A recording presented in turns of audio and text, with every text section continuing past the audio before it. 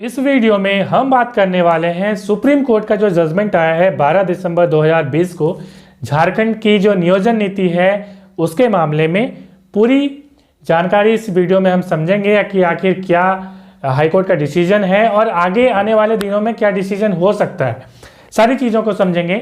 इसमें हम एसएलपी के बारे में, स्पेशल लीव पिटीशन क्या होता है इसे हम समझेंगे, नियोजन नीति क्या है इसे भी हम समझेंगे, सुष्मिता मंडल का केस क्या है, सोनी कुमारी जी का केस क्या है इसे भी हम समझेंगे।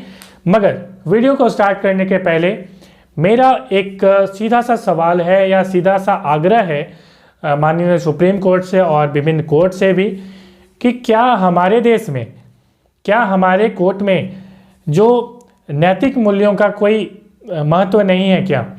मैं इसलिए काफ़ी हताश होकर ये बातें कह रहा हूँ क्योंकि जो नियोजन नीति को जो रद्द कर दिया गया, मैं हम समझेंगे कि कैसे रद्द किया गया। इसे जो रद्द किया गया तो इसमें जो कैंडिडेट जो थे, ये जो टीचर थे या ये जो पंचायत सचिव थे, इन्हें जो क्षति पहुंची उनकी भरपाई कौन करेगा।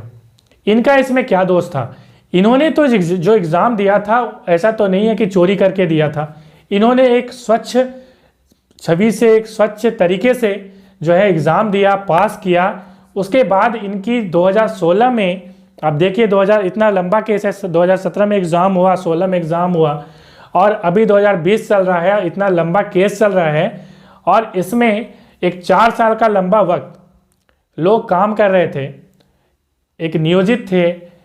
और आप सोचिए कि जब एक बंदे को काम मिल जाता है तो कई लोग लोन ले लेते हैं, कई लोगों की जो है शादियाँ हो जाती है, राइट, शादी हो जाती है क्योंकि एक सेटलमेंट होने के बाद क्या लोग शादी कर लेते हैं। कई बार किसी की बहन की शादी है तो लोन लेना पड़ जाता है, किसी को घर बनाना है लोन लेना पड़ जाता है। आप सोचिए उनकी हालत क्या होगी जब उनकी यदि कैंडिडेचर रद्द हो जाएगी तो उनकी स्थिति क्या होने वाली है। मेरे ख्याल से सुप्रीम कोर्ट को इस पर ध्यान देना चाहिए। ठीक है, ये जो नियोजन नीति है गलत है, ये मैं भी मानता हूँ, हम समझेंगे इसे। चलो तो वीडियो को स्टार्ट करते हैं। सबसे पहले हम समझते हैं कि एसएलपी क्या होता है। एसएलपी का मतलब होता है special leave petition. Actually article 316 के अंदर सुप्रीम कोर्ट को ये पावर दी गई है कि यदि उनसे जो निचली अदालत है, जैसे मैं हाई कोर्ट की बात कर रहा हूँ, तो हाई कोर्ट में यदि कोई डिसीजन आ रहा है तो आप एक पिटीशन दायर कर सकते हैं उसके अगेंस्ट में कि भाई ये जो निर्णय है वो सही नहीं है, माननीय सुप्रीम कोर्ट आप हमें जो है उचित न्याय दीजिए। ऐसा पिटीशन आप डाल सकते हैं। बाद में क्या करती है सुप्रीम कोर्ट को यदि लगता है कि वो पिटीशन जिसने डाला है वो सही है, उसके विरुद्ध जो है अन्याय हुआ है, तो उस पिटीशन को वो क्या करता है कि अपील में कन्वर्ट कर देता है और उसमें एक सुनवाई वो देता है।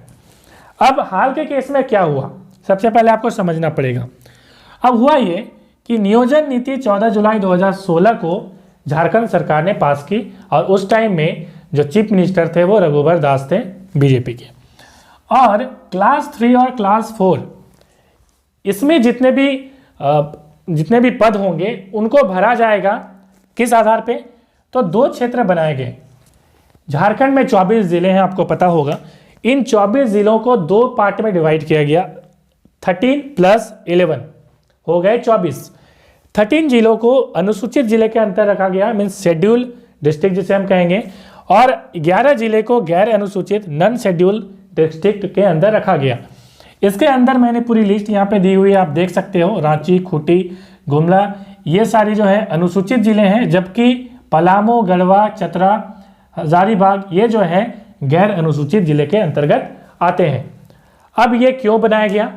बनाया इसलिए गया क्योंकि ये जो जिले हैं अनुसूचित जिले, इनमें 100% रिजर्वेशन दिया गया। किसे? वहाँ के लोकल कैंडिडेट को, कि आप जितने भी वैकेंसी अब आने वाली है 2016 के बाद, क्योंकि 2016 में यह पास हुआ था, तो जितने भी वैकेंसी आएंगी, राइट, राज्य सरकार की, उसमें यहाँ के जो कैंडिडेट स्थायी निवास जो कैंडिडेट हैं वही उसको भर पाएंगे। बाहर के लोग, मीन्स दूसरे जिले के लोग, झारखंड के ही दूसरे जिले के लोग, ये 11 जिलों के लोग इसमें अप्लाई नहीं कर पाएंगे।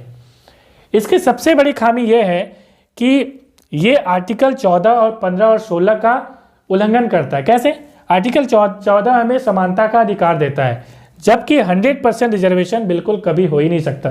हम डिस्कशन करेंगे क्या ऐसा कभी किसी स्टेट में हुआ है, क्या सुप्रीम कोर्ट ने कोई जजमेंट दी है, पूरा डिस्कशन करेंगे हम। उससे आप समझ पाएंगे कि आगे क्या हो सकता है डिसीजन आने वाले दिनों में, क्योंकि ये जो डिसीजन आया है 12 दिसंबर को, अब आने वाले दिनों में फरवरी फर्स्ट वीक जो है रखी गई है हियरिंग कि उसमें डिसीजन कुछ आएगा। तो यहाँ तक तो ये समझ में आता है कि ये जो नीति है ये गलत है, मगर ये नीति गलत है इसका मतलब ये नहीं है कि कैंडिडेट जिसने एग्जाम दिया वो गलत है। वो तो बिल्कुल गलत नहीं है ना, उसकी क्या गलती है। अब चलिए देखते हैं। अब इसमें और एक बड़ी खामी ये है कि अनुसूचित जिले के जो अभ्यर्थी हैं वो गैर अनुसूचित जिले में अप्लाई कर सकते हैं।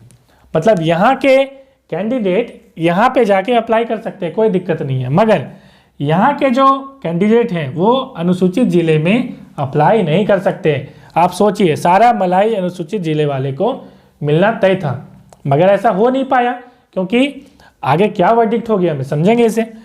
तो नियोजन नीति के तहत ऐसा किया गया, इतना तो हमें समझ में आया। अब केस क्या है? अभी जो केस है सुष्मिता मंडल जी का केस, उसे समझने के पहले आपको एक केस समझना पड़ेगा। कौन सा केस? तो सोनी कुमारी जी का case, Soni Kumari versus state of Jharkhand. क्या है केस?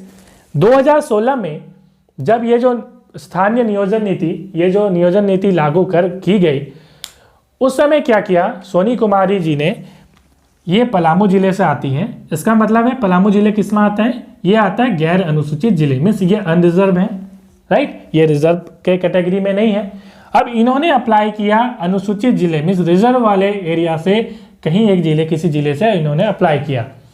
अब झारखंड एसएससी ने क्या किया, क्योंकि झारखंड एसएससी इस एग्जाम को ले रही थी। कौन से एग्जाम को? ये वैकेंसी आई हुई थी टीजीटी की, राइट, ट्रेनिंग ग्रेजुएट। यहाँ पे क्या है देखिए, trained graduate teacher, TGT means secondary level में जो है टीचर के लिए वैकेंसी आई थी 17,572 जो है वैकेंसी आई थी, जिसमें से 8,423 अनुसूचित जिले के लिए, जबकि 9,149 गैर अनुसूचित जिले के लिए रिक्तियां थी। सोनी जी ने अप्लाई कर दिया अनुसूचित जिले में, यह हमें समझ में आया। उनकी कैंडिडेचर जो है वो रिजेक्ट कर दी गई झारखंड एसएससी के द्वारा, क्योंकि झारखंड एसएससी इस एग्जाम को कंडक्ट करा रही थी। अब ये चली गई हाई कोर्ट। अब यहाँ पे क्या हुआ, पिटीशन जब उन्होंने दायर किया, अब इससे क्या हुआ कि उनके पक्ष में डिसीजन आया। इन्होंने क्या कहा, सोनी कुमारी जी ने, उन्होंने पक्ष रखा कि 100% रिजर्वेशन देना ये जो है आर्टिकल 14, 15, 16 का उल्लंघन है। और आंध्र प्रदेश में ऐसा एक बार पहले हो चुका था, आंध्र प्रदेश वर्सेस सी लीला प्रसाद राव के केस में। उसमें क्या हुआ था कि सुप्रीम कोर्ट ने एक डिसीजन दिया। मामला पहले समझते हैं। मामले में क्या हुआ था कि वहाँ की जो आंध्र प्रदेश की सरकार है, शेड्यूल ट्राइब को किसी एक जगह पे 100% रिजर्वेशन दे दी थी। सी लीला जी ने जो है केस कर दिया और उनके पक्ष में रिजल्ट आया कि ना, आप 100% रिजर्वेशन नहीं दे सकते। जिससे क्या हुआ कि सारी नियुक्तियाँ जो है, सारी जो स्कीम थी 100% रिजर्वेशन वाली, वो खत्म हो गई वहाँ आंध्र प्रदेश में। तो ऐसा पहले हो चुका है, या तो आप समझते हैं। तो सोनी कुमारी जी के पक्ष में हाई कोर्ट ने डिसीजन दिया कि ना, ये जो नियोजन नीति है 2016 यह बिल्कुल गलत है, कानून का उल्लंघन है, 100% रिजर्वेशन आप नहीं दे सकते, राइट। तो ऐसा हुआ, यहाँ तक हमें बात समझ में आती है। नेक्स्ट है अभी जो सुष्मिता मंडल जी का केस है, सुष्मिता मंडल वर्सेस स्टेट ऑफ झारखंड। क्या केस है? अब 2016 के बाद 2017 में और एक वैकेंसी आई टीचर के बाद, पंचायत सेक्रेटरी की, पंचायत सचिव की वैकेंसी। उसमें सुष्मिता मंडल जी आती है अनुसूचित जिले से, मीन्स ये रिजर्व वाले एरिया से। उन्होंने फॉर्म भरा, एग्ज़ाम दिया, पास कर लिया। उन्होंने पास करने के बाद नियुक्ति में प्रॉब्लम, क्योंकि झारखंड हाई कोर्ट ने क्या लगा रखा था, तो ये जो नियोजन नीति है इसे जो है स्टॉप कर दिया था।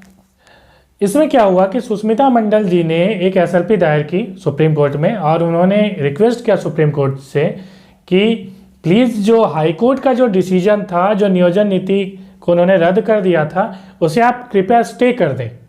लेकिन सुप्रीम कोर्ट ने क्या देखा कि सुप्रीम कोर्ट के पास और एक अर्जी आई साथ ही साथ कि भाई जो सुष्मिता मंडल अभ्यर्थी है तो उसके हस्तक्षेप करता थे वनमाल जी। वनमाल जी के वकील ने कहा कि यदि माननीय सुप्रीम कोर्ट हाई कोर्ट के डिसीजन को जो रद्द किया था उन्होंने नियोजन नीति को, उसे यदि स्टे कर देती है तो उससे नुकसान क्या होगा? उससे नुकसान ये होगा जो 11 जिले हैं जिसमें नियुक्तियां अभी चल रही है, क्योंकि रद्द करने के वजह से इन 13 जिलों की नियुक्तियां हैं उसे बंद कर दिया गया था, स्टॉप किया गया था, लेकिन 11 जिले में तो नियुक्तियां चल रही थी। तो ये जो नियुक्तियां हैं ये जो हैं क्या हो जाएगी, फिर से बंद हो जाएगी। इससे क्या होगा कि ये यहाँ के जो छात्र हैं उनको नुकसान होगा, क्योंकि इसमें तो इनका तो कोई कसूर नहीं है। इसलिए इस हाईकोर्ट का जो डिसीजन है उसे कृपया रद्द ना किया जाए, ऐसा जो है बंडमाल के वकील ने कहा। जिसके कारण क्या हुआ कि सुप्रीम कोर्ट ने जो हाई कोर्ट का जो पूर्व वाला डिसीजन था रद्द करने का, उसमें कोई हस्तक्षेप नहीं किया, उसमें जो रद्द वाला डिसीजन है वही रहा। राइट, अब क्या है देखिए, यहाँ पे 3600 जो टीचर है इनका क्या होगा? तो इनका तो फरवरी में रिजल्ट आएगा। अभी जो रिजल्ट आया है, अभी जो निर्णय आया है कोर्ट का, उसमें क्या है, मैं 12 दिसंबर की बात कर रहा हूँ, तो इसमें सत्यजीत कुमार ने पहले एक SLP दायर किया हुआ था और उसके तहत रिजल्ट पहले ही आया हुआ था कि ये 3600 जो है अभी इनको सस्पेंड नहीं किया जाएगा, इन्हें अभी रखा जाएगा और अभी भी वो डिसीजन बरकरार है और फरवरी में जो है इनका डिसीजन भी आ जाएगा कि फाइनली इनके साथ क्या होगा। और जाते जाते और एक बात मैं कहना चाहूँगा कि क्या जो बड़े बड़े जो एग्जीक्यूटिव हैं जो ये नीतियाँ बनाते हैं और जिन्होंने एग्ज़ाम दिया था, झारखंड SSC जो एक एग्जीक्यूटिव बॉडी है, क्या उन्हें पता नहीं है कि आर्टिकल 14, 15, 16 का उल्लंघन था?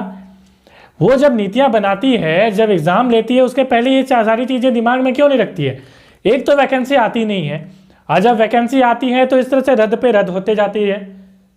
क्या इस पे उनका कोई दोष नहीं है? क्या उन पे कार्रवाई होनी चाहिए या नहीं होनी चाहिए? एक चीफ मिनिस्टर, एक गवर्नर जब उससे साइन करता है तो उस पर कार्रवाई होनी चाहिए या नहीं चाहिए? क्या ये हमारे जैसे युवाओं का, हमारे जैसे जो कैंडिडेट हैं जो अप्लाई करते हैं एग्ज़ाम में, क्या उनका ये अधिकार का हनन नहीं है? उनकी भरपाई कौन करेगा आखिर? आप कमेंट में ज़रूर बताएं यदि मैं सही बता रहा हूं, और यदि चैनल में नए हैं तो ज़रूर सब्सक्राइब करें, लाइक करें और वीडियो को ज़्यादा से ज़्यादा शेयर करें ताकि ये सभी लोगों के पास पहुंच सके और सबके कान जो हैं वो खुल सकें। Thanks for watching.